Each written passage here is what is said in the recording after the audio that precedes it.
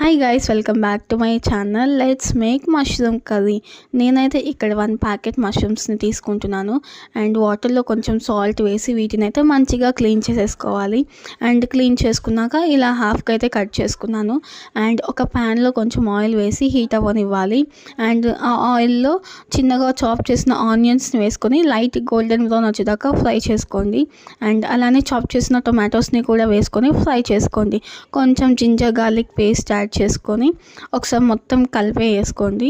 And కొంచెం పసుపు, కారం పొడి, ఉప్పు అండ్ ధనియాల పొడి యాడ్ చేసుకొని మిక్స్ చేసేసుకున్నాక ఇందాక క్లీన్ చేసుకున్న మష్రూమ్స్ అయితే యాడ్ చేసేసుకోండి.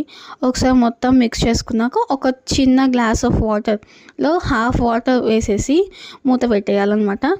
అండ్ దెన్ కాసేపు తర్వాత మిక్స్చర్ దగ్గరకు వచ్చేటప్పుడు కొంచెం కొత్తిమీర వేసి అండ్ గరం మసాలా వేసి మంచిగా మిక్స్ చేసుకున్నాక ఇలా కొత్తిమీరతో గార్నిష్ చేసేసుకోండి.